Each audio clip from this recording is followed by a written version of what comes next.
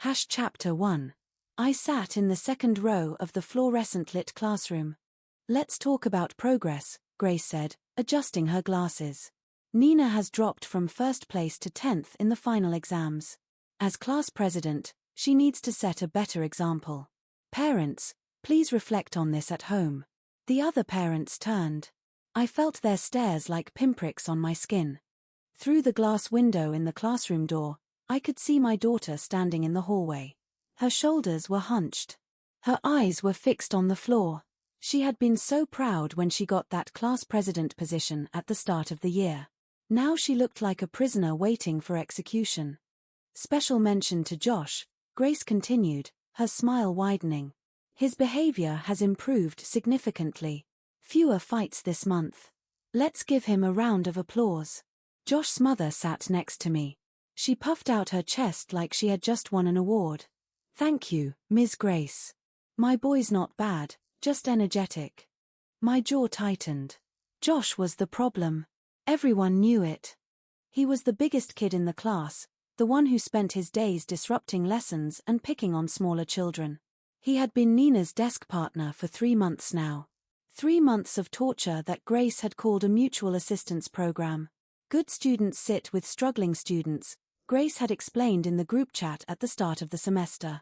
It builds character. But Nina's grades weren't the only thing falling. She came home quieter every day. She stopped talking about her friends. She started flinching when I touched her shoulder. And last week, I found her crying in her room with the door locked. What's wrong? I had asked through the wood. Nina, talk to me. Nothing. Just the sound of her muffled sobs. Now, sitting in this classroom with Grace's words still hanging in the air, I made a decision. I was done being patient. Ms. Grace, I said, my voice cutting through the murmurs. You promised to change the seating arrangement this week. When will that happen? The room went silent. Grace's smile froze. Excuse me? You announced it in the group chat at the start of the semester, I continued, pulling out my phone. 1 month, then new seats. It's been 3 months. So when do we switch? Josh's mother snapped to attention. Why would we change anything? Everything is fine. Everything was fine for her. Her son had a punching bag disguised as a class president. He got to torment someone every day without consequence. Of course she wanted things to stay the same. The rule applies to everyone, I said. Unless you're saying the rules don't apply to your son. Her face reddened. How dare you? I'm asking the teacher. I turned back to Grace. When do we change seats? Grace's eyes darted around the room. She coughed into her fist. Tomorrow. It's too late today. The children have too many things at their desks. We'll do it tomorrow. I nodded and sat back down. But I didn't believe her. I had seen that look before. It was the look of someone who planned to delay and deflect until everyone forgot. That night, I waited at the door for Nina to come home. She walked through the entrance with her head down, her backpack dragging on the floor. I caught her arm before she could disappear into her room. How was school? She shrugged. Fine. Nina. She tried to pull away, but I held on. What happened today? Her face crumpled. The tears came fast, silent streams down her cheeks. Josh said you embarrassed his mom. He said I had to pay for it. What did he do? She shook her head, but I pulled her into my arms and held her until the words spilled out. He pulled her bra strap during math. He dug through her backpack during lunch and found her emergency sanitary pads. He held them up for everyone to see, laughing. When she ran to the teacher's office, Grace told her she was too busy and that Nina needed to handle these small problems herself. Then Nina showed me her phone.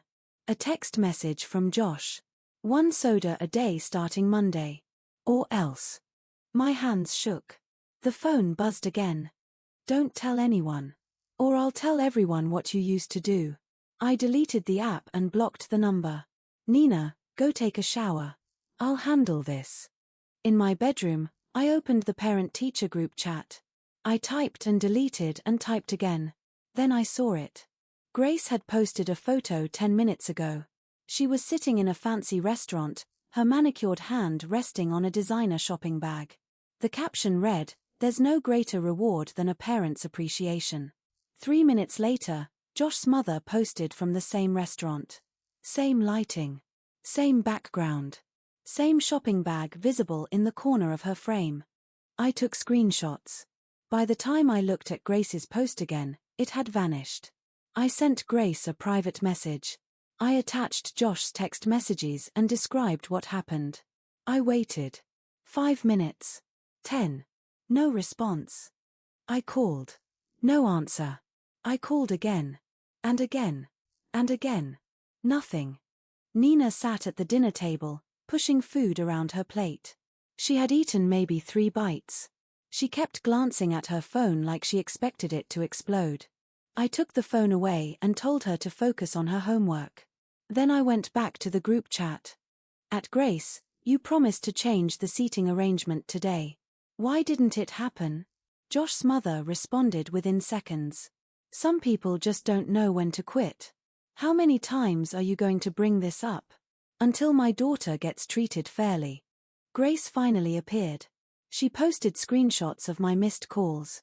"I have a private life outside work. Please respect my personal time.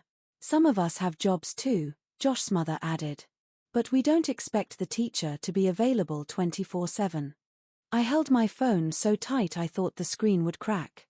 "She wants us to be grateful her son sits with my daughter," I typed. "But my daughter has bruises on her arms and a list of threats in her inbox." The only reason Josh stopped fighting with other kids is because he found an easier target. "Stop exaggerating. I have proof. You're ruining the harmony of this class." I laughed out loud. Harmony? There was no harmony. There was a tiger in a sheep pen, and the teacher was busy collecting designer bags. "Education is your job, Ms. Grace. My daughter is here to learn, not to be someone else's punching bag. If you can't do your job, say so now." The chat went quiet. For once, the other parents started speaking up. "My daughter says Josh pulls her hair too. He threatened my son last month. Ms. Grace, why haven't you done anything?" Josh's mother typed frantically. "Fine. If you're all so worried, move your kids next to Josh. See how you like it."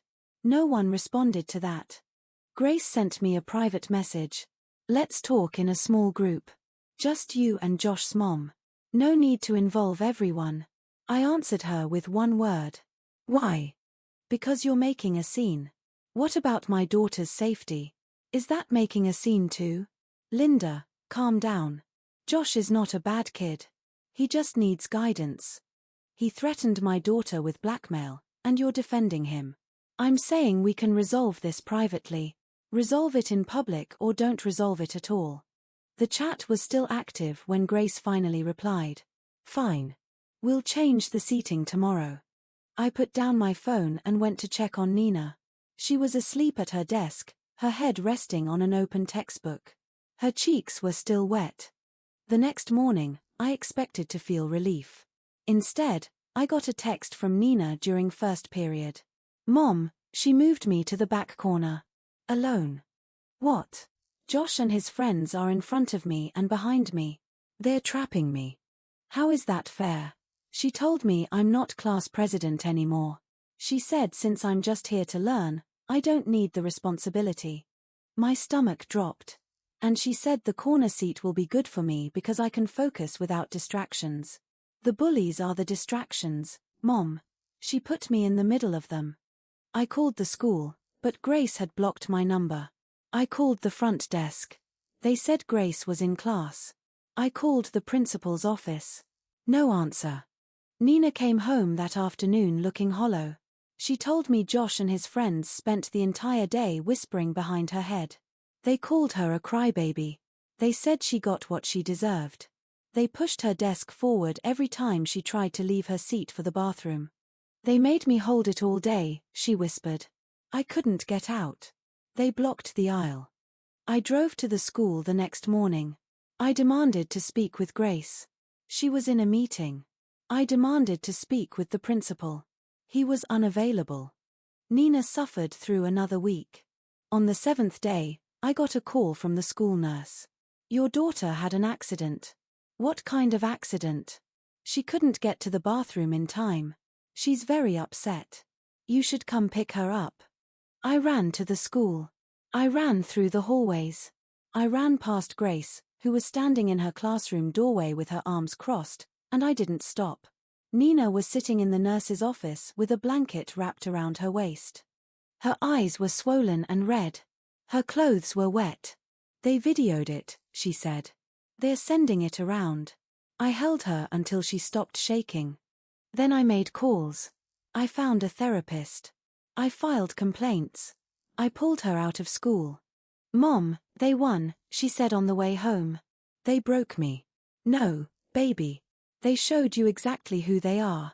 And now we know exactly what to do. She didn't understand what I meant. But I did. Because while Grace was ignoring my calls and Josh's mother was bragging in the group chat about how bullying is just kids being kids, a transfer letter arrived in my email. I was no longer just a parent. I was the new discipline director at this school. My first official day was 1 week away. And I had a very long memory. Chapter 2. I walked into the staff meeting at 8 sharp. The principal introduced me to everyone. Grace sat in the back row. Her face turned white when she saw me. Welcome, Director Linda, the principal said. Please share your vision. I stood at the podium and looked around. Every teacher avoided my eyes except Grace. She stared at her desk. My focus is discipline and fairness, I said. No exceptions. No favorites. I pulled out a folder. I reviewed last semester's incident reports. Some patterns emerged. Grace's pen dropped. It clicked against the floor. She didn't pick it up. We will restructure all teaching teams, I continued. Effective immediately. I assigned Grace to Group 3. Her new teammates were Margaret and Susan. Margaret was a veteran with 30 years. She demanded perfection and accepted nothing less. Susan was the curriculum head who filed complaints about everyone. Grace needs mentorship, I said. Margaret, you'll lead her group. Margaret nodded. She looked at Grace with cold eyes. I expect detailed lesson plans every Friday. Grace swallowed hard. I'm not sure I can keep up. That's the point, I said. Growth comes from challenge. The meeting ended. Teachers filed out quickly. Grace tried to slip away, but I called her back. Stay a moment, Grace. She turned around. Her smile was forced. Director Linda, this is unexpected. Life is full of surprises, I said. Like seating arrangements. Her smile died. I can explain about Nina. Save it for your performance review. I handed her a form. Your first evaluation is in 2 weeks. Make sure your students behave. She took the form with trembling fingers. What about Josh? Josh is my problem now. I smiled. I have special plans for him. After she left, I went to the admin office. I pulled up Josh's file and his new class roster. I assigned him to room 204. His new desk partner would be Mac. Mac was a transfer student from the other school. He had a record of fighting and skipping class. But I knew him well. Last year, he almost got expelled for a brawl. I spent weeks with him. I found out his parents divorced and he had no outlet. I got him into a taekwondo program. Now he was disciplined and loyal. He listened to me. I called Mac into my office after lunch. You're in a new class, I said. Sit next to Josh. The bully. Mac raised his eyebrow. Watch him. Report everything. Don't let him hurt anyone. Mac grinned. Understood, Director. I also assigned 2 other tough kids to Josh's group. They would surround him from all sides. Just like he surrounded Nina. The next day, I watched the classroom feed on my monitor. Grace stood at the board, but her eyes kept darting to the back. Josh was sleeping on his desk. Mac kicked his chair leg hard. Josh jolted awake. What the? Sorry, Mac said loudly. Leg cramp. Grace glared but said nothing. She couldn't punish Mac for an accident. Later, Josh tried to text under his desk. Mac raised his hand. Ms. Grace, Josh is using his phone. Grace walked over. She confiscated the device. Josh looked murderous. "Give it back," he hissed. "Rules are rules," Grace said weakly. Mac leaned close to Josh's ear. "I see everything. Don't test me." Josh shrank back. For the first time, he looked scared. At recess, Josh tried to pull a girl's ponytail. Mac grabbed his wrist. He squeezed until Josh winced. "Want to spar?" Mac asked. "I know a dojo." "No," Josh said quickly. "Then behave." That afternoon, Josh's mother stormed into my office. She slammed her purse on my desk. "Who do you think you are?" she screamed. "My son is being terrorized." "Terrorized?" I leaned back. "By whom?" "That new kid. Mac. He threatened my Josh." "Threatened how?" She couldn't answer. She just kept shouting. "You're punishing my son for nothing." I opened my laptop. I showed her the video from the hallway. Josh trying to push Mac down the stairs. Mac dodging easily. Josh falling alone. "That's your son," I said. "Attacking a classmate." She paled. "He was just playing." "Playing?" I zoomed in on his face. "That's attempted assault. You're twisting everything. Like you twisted my daughter's situation." I shut the laptop. "You told me Josh was being helpful when he tormented Nina. Now he's getting the same help. This is different." "No, it's exactly the same." She stormed out without another word. Grace came to see me the next day. Her face was haggard. She had dark circles under her eyes. "Director, I need help," she said. "Margaret is killing me with feedback. Susan filed 2 complaints already. My lesson plans keep getting rejected." "Then improve your work." "I'm trying. But the standards are impossible." "They're the same standards I had," I said. "The ones I enforced at my old school." She hesitated. "This is about Nina, isn't it? This is about competence." I stared at her. "You failed my daughter. You failed every child in your class. I made a mistake. You made a choice. Every day, you chose convenience over justice." She started crying. Real tears this time. "What do you want from me?" "I want you to understand." I handed her a tissue. "You didn't just hurt Nina. You taught every kid in that room that bullies win. What can I do now?" "Start by earning your salary." I pointed to her desk. "Fix your lesson plans. Control your classroom. Prove you deserve to be a teacher." She nodded and left. I knew she wouldn't last. Meanwhile, Josh's performance plummeted. Without Nina to torment, he had no outlet. He got bored. He got restless. He got into fights with other kids. Mac reported everything. Josh pushed a boy during lunch. Mac intervened and pinned him down. The principal saw the video. Josh got detention for a week. Josh's mother tried to complain again. This time, I had a stack of evidence. Witness statements. Video clips. Texts from Josh to other students. "Your son has a pattern," I said. "He's not the victim. He's the aggressor. You're making this up." "Check his phone," I said. "The school confiscated it yesterday. We found multiple threats." She grabbed the phone from my desk. She read through the messages. Her face crumbled. "Those are just jokes," she whispered. "Threats aren't jokes." I took the phone back. "We're referring this to the district." She started begging. "Please, he's just a kid. He's old enough to know better. And you're old enough to stop enabling him." She left in tears. I watched her go and felt nothing. She had made her bed. That evening, I reviewed Grace's weekly reports. She had written glowing reviews for Josh's behavior. She had downplayed every complaint from other parents. I flagged every inconsistency. I also noticed something interesting. Grace's husband worked in real estate. Josh's father owned a development company. They had overlapping projects. I made a note to investigate further. Mac called me after school. "Josh is losing it."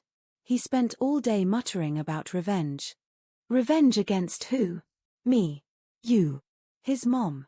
Everyone. Keep watching him." I paused. And don't let him hurt anyone. I won't, Director. That night, Nina called me from my mother's house. She sounded calmer. Mom, I heard Josh got detention. Yes, he did. Does that mean he's punished? He's facing consequences. I smiled. And he's not done yet. Will I have to go back? Not until you're ready. I paused. But when you do, the school will be different. Promise. Promise. I hung up and looked at my notes. Grace's past evaluations showed a pattern. She always favored students from wealthy families. She always brushed aside complaints against them. I had enough for a formal inquiry. But I needed more proof. I needed something solid. I scheduled a meeting with Grace's former principal. He retired last year. He lived in a nearby town. I would visit him this weekend. But first, I had to finish the weekly discipline report. I typed it quickly. I included all the incidents involving Josh and Mac. I added Grace's name in every column. The report went to the district office every Monday. This Monday, it would raise serious questions. I sent it at 5 p.m. Then I waited. Grace called me an hour later. Her voice was shaking. Director, why did you include my name in that report? Because it's accurate. You're targeting me. I'm reporting facts. I leaned back. Unless you want to discuss your decisions privately, let's talk, she said quickly. Over dinner. Saturday night. I'm busy. Please. I'll bring Josh's mom too. We need to clear the air. I pretended to think. Fine. Saturday at 7. Send me the address. She agreed. I hung up and smiled. This was what I wanted. I called my old colleague from the district. He owed me a favor. Can you get me a recording device? I asked. Sure. Small. Discreet. Perfect. I need it by Friday. He laughed. You're up to something. I'm doing my job. I prepared my notes. I listed every question I wanted to ask. Why did Grace protect Josh? What did she receive in return? How long had this been going on? Saturday would reveal everything. Meanwhile, Mac texted me a video. Josh had pushed a girl against the wall. Her name was Emma. She was crying. Josh got caught, Mac wrote. Security saw everything. Good. Send me the footage. I got it immediately. I added it to my file. The file was growing thick. 14 incidents in 2 weeks. All involving Josh. All minimized by Grace. I would present this to the board soon. But first, Saturday dinner. I would walk into that restaurant with my recorder and my questions. Grace had no idea what was coming. She thought we were negotiating. She thought I could be bought. She was wrong. I had been waiting for this moment for years. Not just for Nina. For every child like her. For the little girl I used to be. The one who was ignored. Dismissed. Told to be quiet. That girl was done being quiet. Saturday night, I put on my best dress. I wore a simple necklace with a hidden microphone. I drove to the restaurant. It was expensive. Fancy. The kind of place Grace could only afford with help. She sat at the table with Josh's mother. 2 designer bags on the empty chair. They waved at me like old friends. I smiled and sat down. The recorder started running. Thank you for coming, Grace said. We want to make things right. Then start talking. Chapter 3. Saturday night arrived cold and clear. I parked my car 2 blocks away. I walked slowly to the restaurant entrance. The hostess smiled and led me inside. Grace waved from a corner booth. Josh's mother sat beside her nervously. 2 shopping bags rested on the empty chair. I sat down across from them. Thank you for coming, Grace said. Her voice was too sweet. Josh's mother forced a smile. We want to make peace, she added. I placed my purse beside me. The recorder was already running. Peace sounds good, I said. Let's talk openly tonight. Grace poured me a glass of wine. I made terrible mistakes, she began. Her eyes were wet and pleading. I should have protected Nina. Josh's mother nodded vigorously. We both feel horrible now. I took a small sip of wine. Tell me what really happened. Grace glanced at Josh's mother. They exchanged a nervous look. I needed support, Grace admitted. Josh's mother helped me often. She bought me dinners and gifts. I felt obligated to repay her. Josh's mother interrupted quickly. We just wanted Josh to thrive. Thrive? I raised an eyebrow. At my daughter's expense. Grace winced and looked down. I didn't think it would escalate. I thought Nina could handle it. Nina was strong and responsible. She was just a child, I said. A child you sacrificed for favors. Josh's mother shifted in her seat. We can make it up now. Name your price, Grace added. Money. Gifts. Anything you want. I set down my wine glass. I don't want your bribes. Then what do you want? Grace asked. I want the truth recorded. I tapped my necklace lightly. They both froze instantly. Is that a microphone? Grace gasped. I nodded slowly and smiled. Every word is being saved. Josh's mother lunged for my purse. I grabbed it before she could. Security will escort you out. Grace started trembling uncontrollably. You set us up, she whispered. I gave you a chance, I replied. You chose to confess everything. Josh's mother began crying loudly. This will ruin my family. Grace covered her face with both hands. I'll lose my teaching license. You should have thought before, I said. I stood up from the booth. Thank you for the dinner. I walked out without looking back. The cold air hit my face. I drove straight to my office. I downloaded the recording immediately. I listened to every incriminating word. Grace admitting to accepting bribes. Josh's mother confirming the arrangement. Both confessing they knew Nina suffered. I compiled all the evidence together. Old screenshots, texts, and reports. I added the new audio files. Then I wrote my formal complaint. I addressed it to the district board. I attached every piece of proof. I hit send at midnight. The email went to 5 recipients. Superintendent, board members, legal counsel. I waited for the storm to begin. Sunday morning brought no response. Sunday afternoon, Grace called me. Her voice was frantic and shrill. You destroyed my career, she screamed. You destroyed my reputation forever. You did that yourself, I replied. I just recorded your own words. She started sobbing uncontrollably on the phone. I have 2 kids at home. I can't lose this job. Then you shouldn't have taken bribes. She hung up and called again.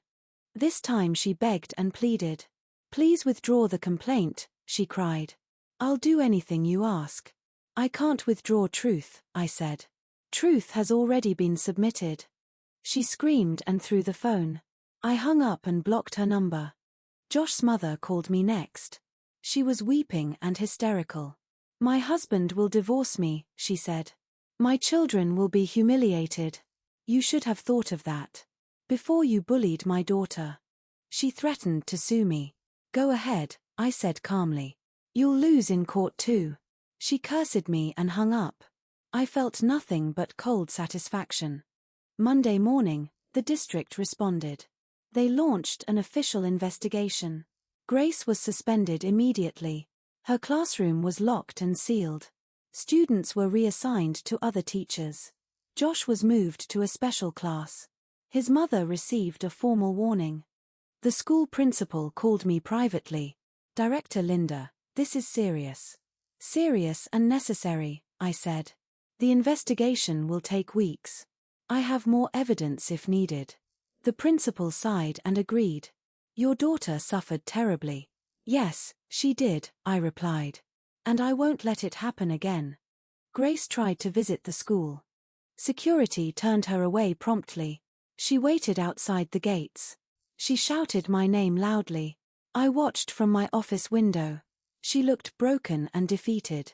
Josh's mother appeared beside her. They argued furiously in the parking lot.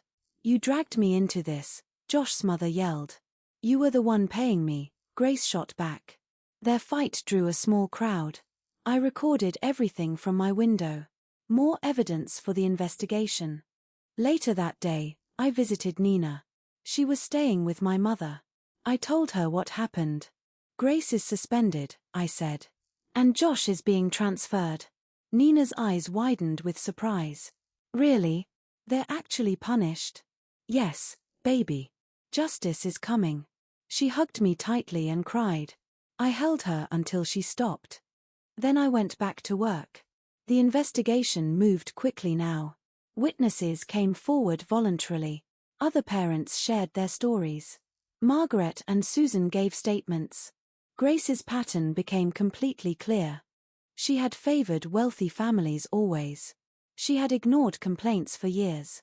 The board scheduled a formal hearing. They invited me to testify. I prepared my testimony carefully. I included every piece of proof. The hearing was set for Friday. Grace's lawyer called me Tuesday. He offered a settlement deal. Drop the complaint for money. I declined without hesitation. I want public accountability, I said. Not hush money or deals. He warned me about legal costs. Let them come, I replied. I have everything documented perfectly. Wednesday, I received unexpected news. Grace's mother wanted to meet me. She was a retired teacher too. Her name was Constance Williams. She had taught elementary for decades. I remembered that name vaguely. Constance was known for strictness. She had a reputation for harshness. I agreed to meet her Thursday. She came to my office promptly. She was old and silver-haired. Her eyes were cold and judgmental. You're the one destroying my daughter, she said. I'm the one holding her accountable. She made mistakes, but she's young. 35 is not young, I said. She knew exactly what she did. Constance leaned forward aggressively. You don't understand teaching pressures. I understand protecting children, I replied. My daughter was your daughter's victim. I don't care about your daughter, Constance snapped. Care about the law then, I said. I pulled out the recording again. I played Grace's confession aloud. Constance listened with a pale face. That could be edited, she claimed. It's unedited and verified, I countered. Constance stood up angrily. You'll regret this, Director. I regret nothing, I said calmly. She stormed out of my office. But she left her purse behind. I called security to return it. Security found something interesting inside. A letter from a former student. The student had accused Constance of abuse. The complaint was never investigated. I made a copy immediately. I added it to my file. Now I had both mother and daughter. 2 generations of abusive teaching. I knew what I had to do. I would report Constance too. Her retirement benefits could be revoked. Her teaching license could be cancelled. She had hurt many children. I was just one of them. Suddenly, she called me back. Her voice was shaking now. Please don't look into my past. Your past is already uncovered, I said. What do you know? She demanded. Enough to destroy your legacy. She begged and pleaded desperately. You can't do this to me. I'm old and retired already. Old doesn't mean innocent, I said. I'll leave your daughter alone. Only if you confess publicly. She paused for a long moment. Confess to what? She asked. To every child you mistreated. She started crying on the phone. I was just strict, she said. Strict is not abusive, I replied. But you crossed that line often. She admitted nothing but wept. I ended the call firmly. I had more than enough evidence. The hearing proceeded on Friday. Grace attended with her lawyer. Constance sat in the audience. I presented my case thoroughly. Audio recordings. Documents. Witness statements. Grace's lawyer had no rebuttal. The board deliberated for hours. Then they delivered their verdict. Grace was terminated immediately. Her teaching license was revoked. She could never teach again. Constance's honors were also stripped. Her retirement awards were rescinded. Both women were publicly disgraced. Josh's family received similar punishment. His parents were warned formally. Josh was expelled from district. He had to attend alternative school. His mother cried in the hallway. I walked past without stopping. I felt no pity. What?